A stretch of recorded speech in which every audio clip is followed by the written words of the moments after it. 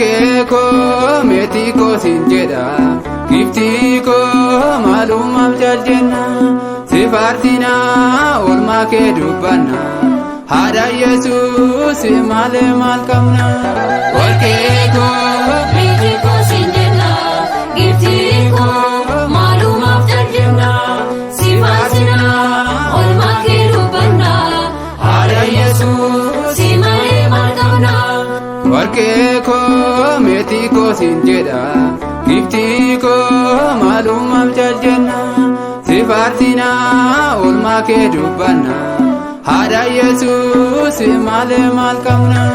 Warqee koo meetii koo siin jedha giftii koo maalumaaf jaljenna si faarsinaa oolmaa kee dubbanna haadha Yesuus malee maal qabna.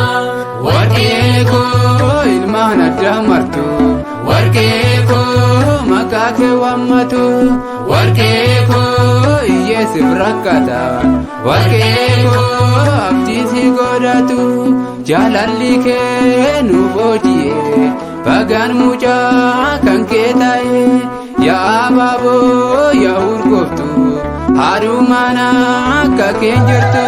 Warqee koo meetii koo siin jedha giftii koo maalumaaf jaljenna si faarsinaa oolmaa kee dubbanna haadha Yesuus malee maal qabna.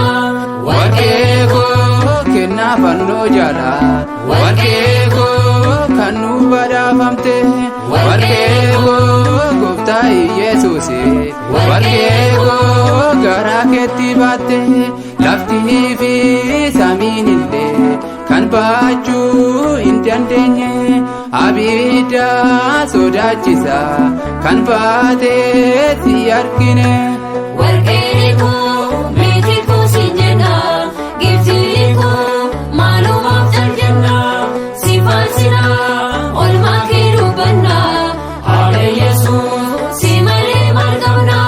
warqee koo kennaa kan kee adda warqee koo ati mudaa maal qabda warqee koo kadhannaa kan keeti warqee koo bullaati oolchufta ijoollee tawaayidoo onneerraa si jaalanna bukkee koo garraammi koo si malee mee maal qabna. Warqee koo meetii koo siin jedha giftii koo maalumaaf jaljenna si faarsinaa oolmaa kee dubbanna haadha Yesuus malee maal qabna.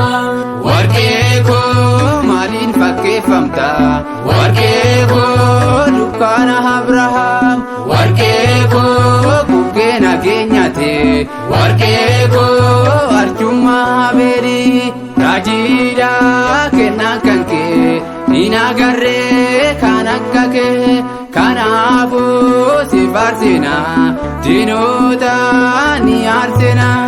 Warqee koo meetii koo siin jedha giftii koo maalumaaf jaljenna si faarsinaa oolmaa kee dubbanna haadha Yesuus malee maal qabna. warqee koo maaram giftii keenya warqee koo nuti sitti boonya warqee koo daddaafi nuuf kootu warqee koo yeroo rakkoo keenya fayyisaan biyya lafaa Xiyoon koo si filate eenyummee kan qaana'e harmee koo si abdate. Warqee